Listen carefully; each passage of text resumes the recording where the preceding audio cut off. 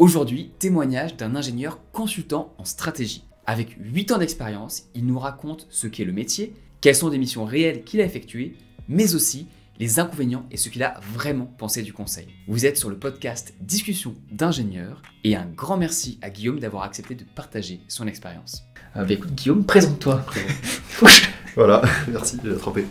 Donc je m'appelle Guillaume Richard, je suis un consultant en stratégie, j'ai 8 ans d'expérience dans le conseil, je suis ingénieur de formation, j'ai fait Supélec avec Thomas ici présent, et voilà, 8 années de conseil, dont la majorité chez Advancy, donc une boutique de conseil en stratégie basée à Paris, mais avec un champ d'action mondial.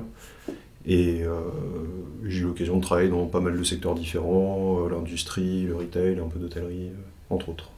Dans plusieurs pays différents ? Dans plusieurs pays, en France, pas mal en Europe et aussi aux États-Unis et en Chine. Je connais un peu parce que quand même on se connaît depuis 8 ans, donc, Voilà. enfin 10 ans même. On a fait la junior entreprise à Supélec ensemble. Tout à fait. T'es parti dans le conseil, moi non. Mm. J'ai décidé de partir surfer. Et justement, je pense que c'est intéressant. Donc, comme je t'ai dit avant, on part sur les gens qui nous écoutent, c'est des étudiants en première ou deuxième année, typiquement, école d'ingénieur, qui ont entendu parler du conseil, qui voient un peu on leur vante les mérites en école, on veut les recruter, et voilà, essayer de les aider un peu, en leur donnant des anecdotes sympas, et ce que toi tu as pu aimer, ne pas aimer, comment était la vie au jour le jour dans le conseil. Et rendre peut-être le métier un peu plus concret et un peu moins abstrait. Si tu y arrives, ça serait cool. Ouais. Alors, première question pour entrer dedans. Est-ce que tu peux nous parler d'une des missions qui t'a le plus passionné, d'une de tes meilleures missions, soit qui est la plus folle, soit que toi tu as vraiment trouvé un intérêt particulier dedans, que tu as pu faire sur ces 8 ans chez Advancy? Alors, beaucoup de projets différents qui peuvent tous être sympas sur différents aspects. Je pense que l'une de celles qui recoupe le plus de choses sympas, c'était un projet de restructuration. Donc c'était pour une marque de mode qui appartient à un grand groupe de luxe français, dont je tairai le nom, une chance sur deux. Et donc c'était une entreprise une marque de mode qui allait très très mal, qui avait un EBITDA très fortement négatif. Et du coup ils nous ont appelés pour faire un plan de retournement pour revenir à la profitabilité en 2 ou 3 ans. Et donc c'était une marque de mode qui était basée à New York, donc j'ai été pendant 2 mois à New York à vivre dans Soho, juste à côté de leurs locaux. Déjà rien que ça c'était assez sympa, on avait une très bonne équipe. Et le sujet était assez passionnant parce qu'on a vraiment regardé tous les aspects de l'entreprise un à un pour voir qu'est-ce qui dysfonctionnait et qu'est-ce qu'on pouvait améliorer sur l'offre produit, le réseau de magasins, la structure de coûts, le design des produits et tous les investissements. Et reprendre tous ces sujets-là un par un et construire un plan d'amélioration qui permette en 2 ans de retrouver la profitabilité, quoi. Ce qui était assez fort parce qu'encore une fois, ils perdaient vraiment beaucoup d'argent. Et donc voilà, c'était particulièrement passionnant. L'équipe était sympa, les conditions de travail étaient très très sympas parce que c'est rare d'avoir l'occasion de vivre en plein milieu de New York. Voilà, accessoirement tout frais payé, on était dans des très bonnes conditions pendant 2 mois. Et enfin, posteriori, le plan a été exécuté, alors avec un peu de retard au début, mais il a été exécuté par un CEO qui a vraiment effectué toutes les étapes une à une, et ça a eu tout à fait les résultats escomptés. Maintenant, la marque se porte plutôt bien et est repartie vers des notions de croissance. Donc ça, c'est aussi quelque chose dont je suis assez fier, quoi. Vous étiez combien, parce que tu parles d'une bonne équipe, ça... Alors une bonne équipe en termes de personnes, s'ils se reconnaissent. Mais non, on était 3 dans l'équipe, plus la partenaire. Donc ouais, il y avait une senior partner qui était basée à Paris et qui en gros faisait l'aller-retour à New York toutes les semaines pour 1 ou 2 journées sur place. Et sur place, nous on était 3, donc il y avait un principal qui gérait le projet. Moi j'étais senior consultant à l'époque et on avait une consultante aussi. Oui. Et t'as pu voir New York quand même, ou t'as travaillé genre 14 heures par jour? Parce qu'on Alors, s'imagine que c'était si on t'envoie à New York, c'est pas non plus pour... c'était effectivement le côté un peu frustrant, c'est que j'aurais pu peut-être en profiter un peu plus. On a eu à la fin en plus des échéances qui tombaient les lundis matins avec le client qui le samedi matin nous appelle en disant ouais, faudrait changer ça, ça, ça. Donc c'était un peu frustrant par moment, mais j'ai quand même pu voir un peu New York et ouais, et vivre comme quelqu'un qui habite à Soho, c'est-à-dire même pas beaucoup de New-Yorkais en soi, hein, et prendre mon Starbucks le matin en allant au café, au bureau, au coin de la rue, enfin bref, c'était quand même très très chouette, quoi. Non, fair enough. Il y a des Starbucks aussi en Australie pour ceux qui veulent venir. Et il y a de très bons cafés de spécialité, mieux que les Starbucks. Absolument, absolument. Ok, cool comme mission, donc New York, 2 mois, c'est vrai que ça peut faire rêver quand on est étudiant. Mais justement, une question qu'on se posait quand on était étudiant, en tout cas que moi je me posais quand j'étais étudiant, c'était quand même une question un peu naïve, hein. Il y a certains d'entre vous qui connaissent un peu mieux le conseil, qui sauront déjà la réponse, mais j'ai envie d'avoir la tienne. C'est comment est-ce qu'un étudiant jeune diplômé, qui sort d'école, qui a peut-être fait une césure comme c'était ton cas, mais qui n'a pas beaucoup d'expérience au final, peut conseiller les entreprises sur comment est-ce qu'ils vont améliorer leur ligne de produits ou des stratégies à appliquer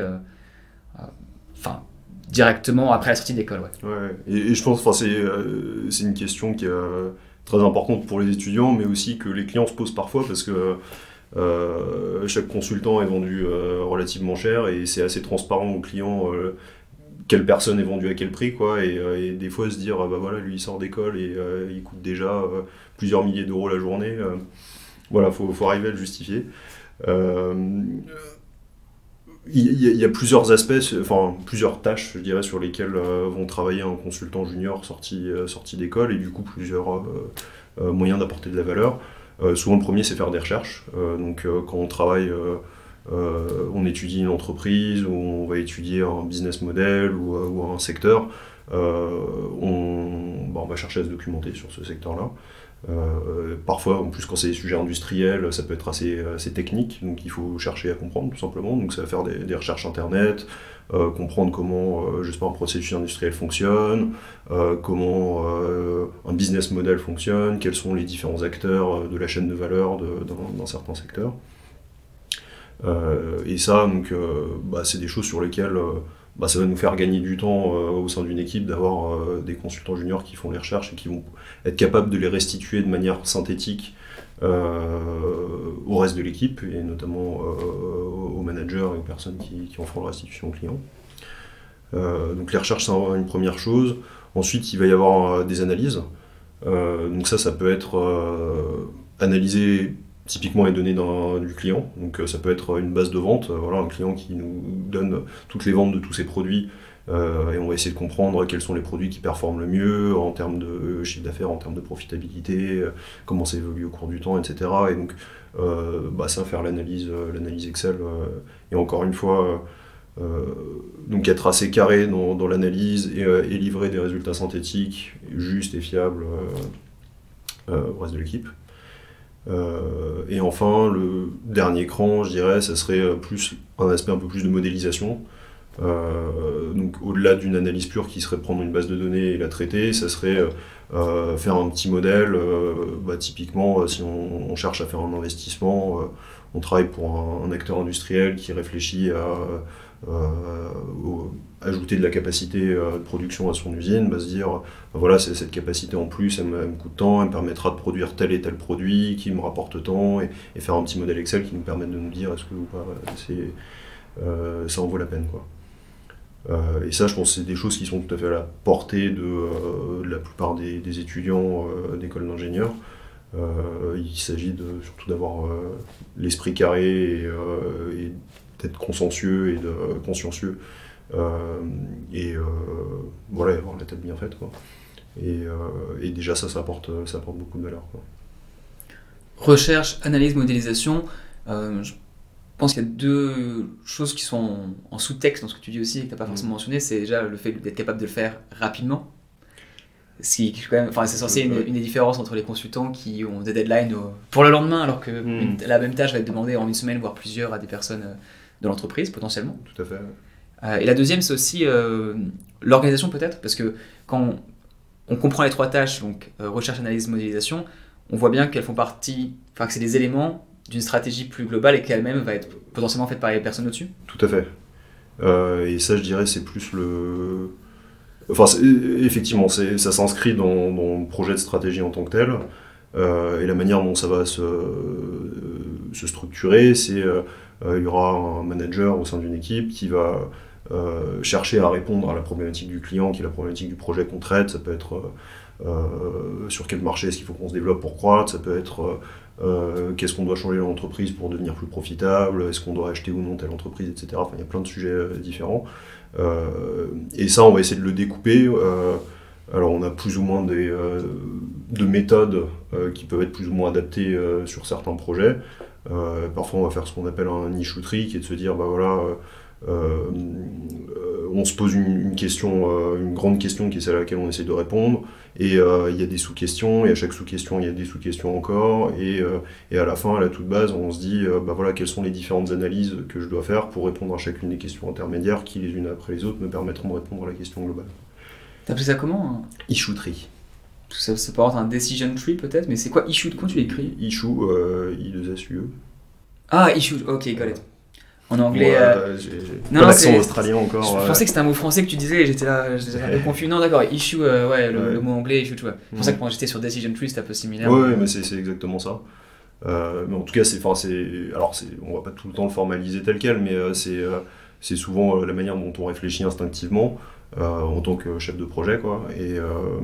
Et après, du coup, on va répartir les tâches, des streams de travail, différentes personnes dans l'équipe. Et en fonction de leur niveau, bah, soit ils pourront prendre tout un stream complet, soit ils apporteront des briques dans certains des streams de travail, quoi. Donc, ouais, je pense que j'ai un peu dérivé, mais en gros, effectivement, donc, une analyse, ça peut s'inscrire dans une décision, dans une réflexion globale qui va alimenter toute une réflexion et arriver à des recommandations à la fin au client. Et donc c'est ça la vraie valeur ajoutée qui est offerte au client, c'est pas le fait de dire bah, maintenant je sais la croissance du marché ou les différents acteurs du marché, etc. Mais c'est apporter une recommandation, mais on a besoin de ces recherches ou de ces analyses ou de ces modélisations pour le faire. Et effectivement, une des valeurs ajoutées qu'on a aussi pour notre client final, c'est de le faire très rapidement. On pourra en discuter de tous les avantages que ça, de faire ça rapidement, mais en tout cas ça sera une des valeurs perçues pour le client. Et du coup, ça implique une certaine charge de travail, une certaine volonté de travailler bien et efficacement pour délivrer tout ça, quoi. Ouais.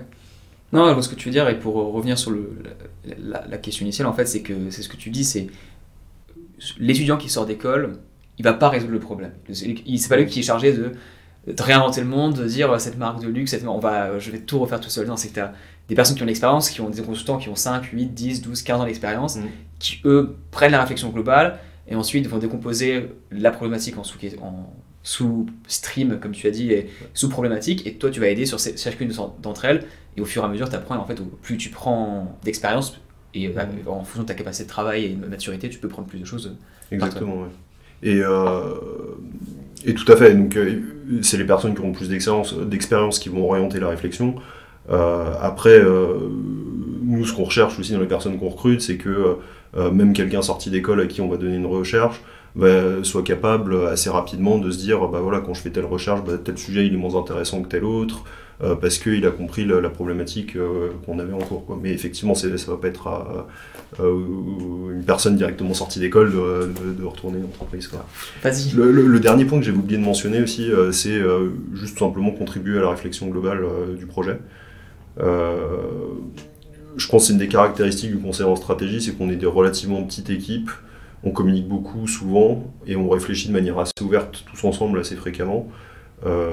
Et du coup, on est aussi, en tout cas, moi je suis comme ça avec mes équipes, tout à fait preneur que même un junior qui vient d'arriver, si on discute de sujets qui sont aussi souvent des sujets de bon sens, s'il se dit ah bah tiens, j'ai vu telle autre entreprise par ailleurs lors d'un stage ou sur internet et j'ai telle idée, pouvoir lever la main et contribuer à la réflexion, c'est quelque chose dont on est preneur aussi de manière générale.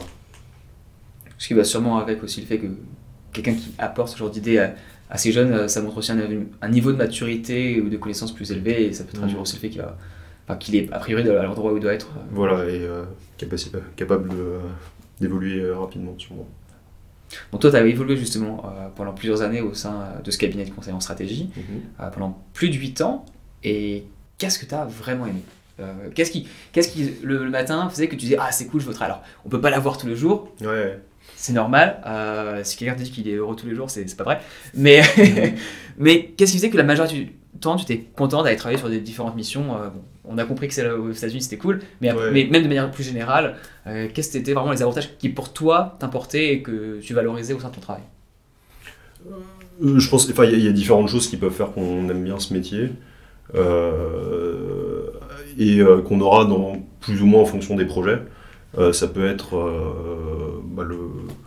la localisation du projet, les conditions autour du projet, typiquement être à New York, voyager beaucoup, des choses comme ça peut être sympa. Des fois, on a des clients qui ont des locaux qui sont complètement incroyables et c'est vrai que c'est sympa quand même. Ça peut être le secteur dans lequel on travaille, qui peut être typiquement le luxe, c'est quelque chose d'assez sympa. Il y a des gens qui aiment bien, je sais pas, l'aéronautique, les nouvelles technologies ou autres. Les problématiques, des fois, sont juste intéressantes en tant que telles, intellectuellement. Ça peut être, on peut se dire, voilà, j'ai réussi à retourner une entreprise qui était en difficulté, ça a marché, ça l'aide vraiment. Ou je sais pas, j'ai pu travailler sur des problématiques de pricing qui sont des choses vraiment très analytiques et qui sont des beaux casse-têtes intellectuels à faire et ça peut être passionnant. Quoi d'autre? Et après, il y a les gens avec qui on travaille. Globalement, les équipes dans le conseil, c'est plein de gens plutôt jeunes, plutôt tous bien câblés, globalement assez sympa et du coup c'est agréable d'aller au bureau avec des gens avec qui on s'entend bien et on devient assez rapidement potes la plupart du temps, quoi. Donc ça c'est toutes les différentes choses qu'on peut avoir sur un projet ou au quotidien et que j'ai eu à chaque fois. Alors ça dépend des projets, ça dépend des équipes et ça dépend un peu des jours et de mon humeur, quoi. Mais globalement je pense que j'ai le plus préféré c'est la diversité qu'on a entre les différents projets.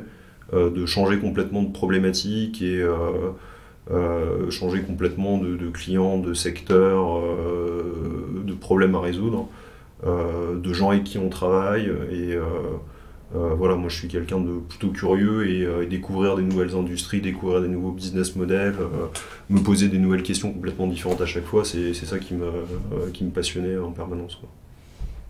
Ok, donc le changement. Le changement de mission, la variété. La variété.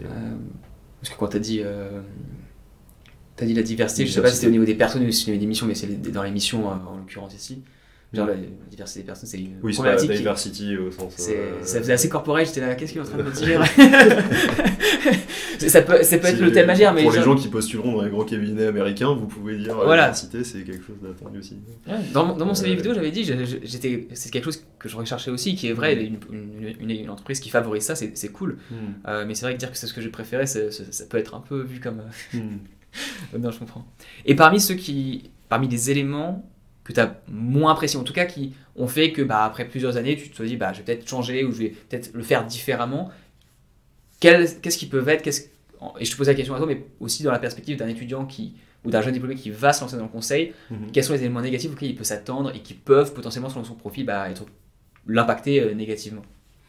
Je pense que le premier qu'on ne peut pas ne pas mentionner, c'est la charge de travail, quoi. C'est un métier où on travaille énormément. Donc, comparé à je sais pas, d'autres amis de promo que j'avais en école et qui ont choisi des chemins un peu plus standards d'ingénieurs dans l'industrie, non, je peux plus difficilement planifier n'importe quel soir de semaine d'aller me faire un resto ou autre. Et on travaille beaucoup, voilà, c'est quelque chose qui voilà, c'est un choix de vie en tant que tel. Et c'est des choses aussi qui, avec le temps, sont peut-être plus faciles au début et après, au bout d'un certain temps, deviennent un peu plus pesantes quand on commence à être un peu plus mature aussi, peut-être. Donc la charge de travail. Sur long terme, mais là je pense que c'est plus après 5 ans d'expérience, quelque chose comme ça, il y a le côté un peu répétitif, quoi. notamment pour toutes les personnes qui vont travailler pour des fonds d'investissement, pour faire des due diligence. Donc c'est quand un fonds d'investissement veut racheter une entreprise, on va analyser le business model de l'entreprise pour donner notre opinion sur à quel point est-ce que c'est un bon investissement ou pas, et donner une perspective de business plan d'entreprise vu de l'extérieur. C'est un exercice qui est très scolaire, qui est très répétitif. Et du coup, si on en fait très souvent, et accessoirement c'est des projets qui sont très courts, c'est quelque chose qui peut devenir un peu pénible à la longue. Et même si on a des sujets un peu différents à chaque fois, enfin des industries un peu différentes à chaque fois, ça peut devenir un peu fatigant, quoi. Ça c'est je pense les deux choses principales. Après c'est un métier où on a quand même pas mal de pression, faut être toujours très impliqué, au-delà de la charge même de travail. Voilà, il y a des gens pour qui c'est aussi plus difficile ou c'est plus pesant au bout d'un certain temps, quoi. Je pense que c'est les choses qui me viennent en tête le plus rapidement. Après, voilà, au bout d'un certain temps, et c'est le cas de la majorité des gens, c'est juste est-ce que c'est au bout de 2 ans, 3 ans, 5 ans ou plus, juste la volonté d'évoluer et de partir plus dans l'industrie et de faire autre chose. Et au final, quand tu vois, c'est justement ces personnes qui vont partir au bout d'un certain moment parce qu'elles ont appris ce qu'elles voulaient ou qu'elles ont décidé j'aimerais plus faire ça maintenant à ce stade-là de ma vie. Si on retourne à l'étudiant, le jeune diplômé, est-ce que tu recommanderais de commencer dans le conseil ou de partir directement dans l'industrie? Et pour énoncer un peu la question, parce qu'on sait très bien que la réponse n'est pas oui, il faut aller dans le conseil ou non, il ne faut pas aller dans le conseil, mais plutôt pour quel type de personne tu recommanderais d'aller dans le conseil? Comment est-ce que si je suis étudiant ou jeune diplômé, je me dis est-ce que c'est pour moi ou pas, et quels sont les types de profils que tu vois vraiment aller dans le conseil et pour qui c'est fait entre guillemets, même si c'est pour 2-3 ans ou plus, mais au moins pour ces 2-3 premières années. Je vais peut-être préfacer ma réponse juste à quelque chose que j'ai en tête comme ça pour pas oublier. C'est, je pense que c'est une mauvaise idée de se lancer dans le conseil en se disant ça m'intéresse pas forcément, mais bon, c'est quelque chose qui fait bien sur le CV, je vais faire ça 2 ans, même si ça me plaît pas trop, et puis je verrai après. Ça, je pense que c'est pas une mauvaise idée, parce que c'est un métier, si on n'aime pas ça, on va pas passer un bon moment, et puis globalement, ça se ressent rapidement sur la performance des personnes. Donc voilà, je pense pas que ce soit une bonne idée de faire ça d'un point de vue purement carriériste. Voilà, donc ça c'était un premier élément de réponse. Sur les profils, le conseil est pas pour les personnes qui ont envie de faire un métier vraiment technique par la suite. Même si je pense que voilà, un directeur R&D aurait tout intérêt à avoir quelques réflexes de consultant, et d'ailleurs il y en a qui viennent du conseil aussi, ça arrive. Mais voilà, quelqu'un qui veut faire un parcours en R&D par exemple, pourra pas commencer par le conseil, enfin, en tout cas il pourra pas raccrocher sur ce parcours-là après, parce qu'il n'aura pas tout le background technique qui est nécessaire à ce type de profil, quoi. Donc voilà, je pense tous les parcours vraiment techniques, donc les personnes qui sont intéressées par la technique et qui ont envie de progresser là-dedans, je pense que c'est moins pour eux. On a parlé des inconvénients du conseil qui sont aussi... un des inconvénients qui est la charge de travail et le fait d'être prêt à travailler sous pression et de faire beaucoup prioriser son travail quand même sur son rythme de vie, même si c'est quelque chose qui est en train qui évolue comme un peu tous les métiers, mais qui reste quand même plus important que dans d'autres entreprises. Voilà, ça c'est des choses qui sont des choix de vie, et quelqu'un qui n'aurait pas fait ce choix de vie, qui ne serait pas prêt à faire ce choix-là, je pense que ça le vivrait pas très bien. Donc ça, je pense que c'est pour les personnes pour lesquelles je pense le conseil serait moins adapté. Maintenant, les personnes pour qui le conseil est adapté, je pense tous les gens qui sont curieux et qui savent curieux de découvrir un peu tout et n'importe quoi, ce qui était à peu près mon cas. Je pense que c'est un bon métier parce qu'encore une fois, ça permet de voir plein d'industries différentes, plein de business models, aussi d'interagir avec des gens qui ont plein de rôles différents dans une entreprise. On parle aussi bien avec le directeur commercial, le directeur R&D, le directeur financier, etc. Et ça permet de faire de voir plein de choses différentes et éventuellement plus tard de savoir ce qu'on a envie de faire au bout de quelques années.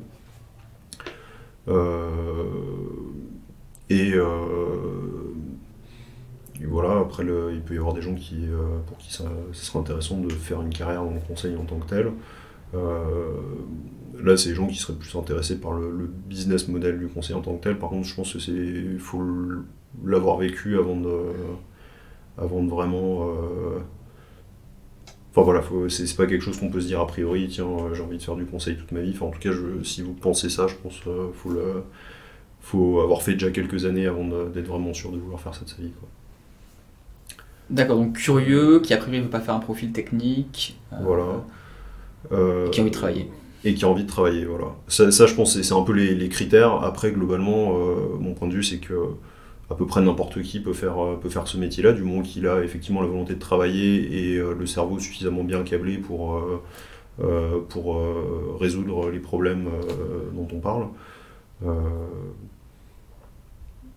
Et voilà, quoi. Et une appétence à voir des choses différentes et à parler aussi bien de business que de détails techniques ou concrets des entreprises. Donc, une dernière question.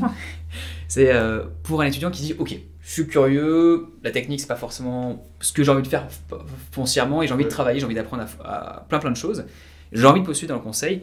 Est-ce que tu as des recommandations pour les personnes qui vont entamer ce processus de recrutement, notamment parce que tu as été de l'autre côté, tu as d'abord été recruté, puis ensuite tu as recruté beaucoup de jeunes juniors et de jeunes diplômés.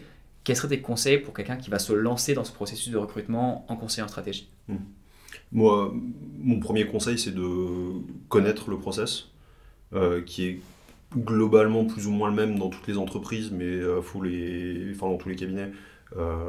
Mais il faut le vérifier et du coup ça veut dire bien se renseigner sur le site internet, aller aux événements de l'entreprise avant, discuter un peu avec les RH, avec des anciens pour bien le connaître. Mais globalement ça tourne autour de un peu de discussion sur le site et un peu des études de cas. De mon point de vue en tant que recruteur, je pense que la chose qui était vraiment la plus frustrante, c'était d'avoir un candidat qui avait l'air a priori plutôt malin, qui avait un bon parcours, qui avait déjà un peu quelques stages intéressants et qui a l'air de bien comprendre quand tu lui parles, mais qui n'était pas du tout préparé et pour qui c'était très clairement la première étude de cas et qui du coup rate complètement l'exercice. Et ça c'est extrêmement frustrant parce que cette personne-là on ne l'apprend pas. Parce qu'arriver préparé c'est aussi quelque chose qu'on attend dans tous les cas. Nous on arrive préparé face à nos clients. Donc avoir préparé un peu les études de cas, c'est quelque chose qu'on attend de la part des candidats.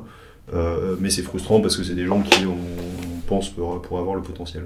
Donc voilà, mon premier point, c'est connaître le process et être préparé. Donc ça veut dire avoir fait quelques études de cas, lu les quelques bouquins, les case in points et je sais plus les autres. Enfin voilà, ils sont tous...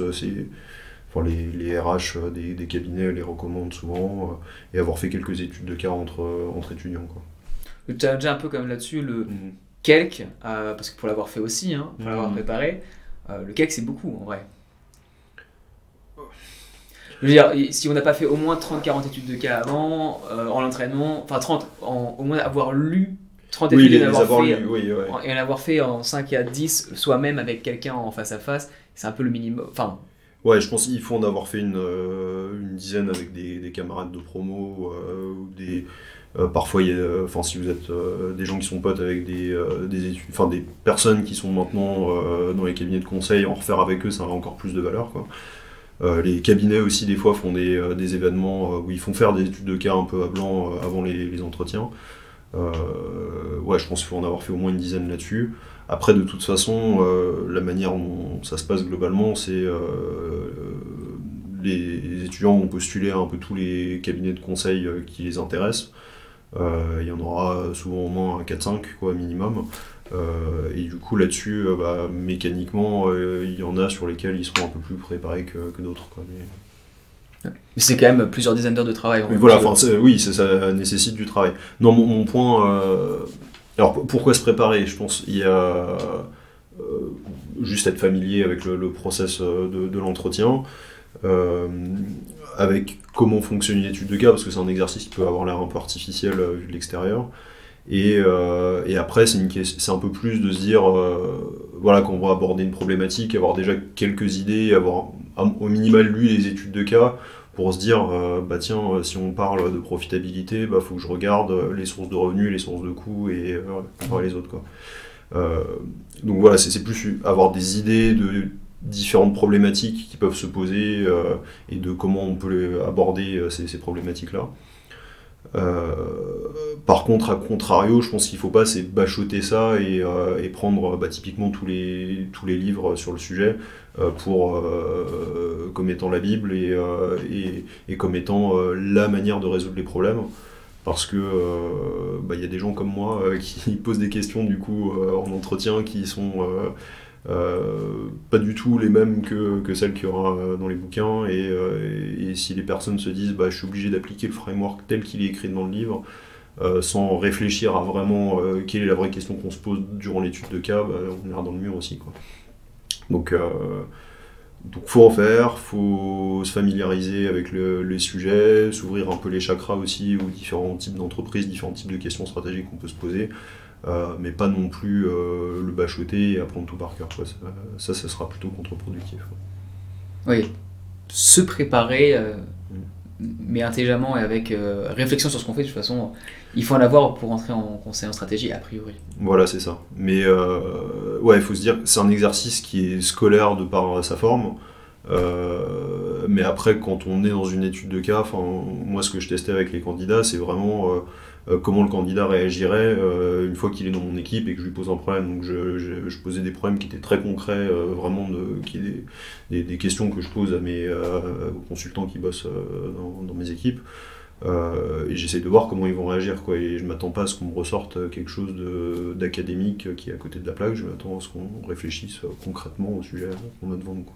Je crois que la moitié des études de cas que j'avais faites, c'était des vrais cas aussi, des personnes qui les avaient fait, donc c'était le follow-up et le contexte qu'il donnait était déjà parce qu'il avait fait, donc il connaissait le sujet et pour le coup c'est des vraies problématiques, donc ça c'est quand même quelque chose qui est intéressant sur la forme, qui est agréable à trouver dans le conseil, même si ça peut paraître artificiel, mais on dit souvent les études de compétences, par exemple, dans les tests de compétences, dans les entretiens, c'est la meilleure façon de tester quelqu'un de technique, et je pense que c'est aussi un peu ça qui est recréé au niveau du conseil en strat, sur la façon de réfléchir à un problème. Ouais, je pense que c'est particulièrement adapté, ça fait le lien avec ta première question qui était comment quelqu'un qui est sorti d'école, qui n'a pas de compétences a priori, pas d'expertise sur un secteur est capable d'aider une entreprise.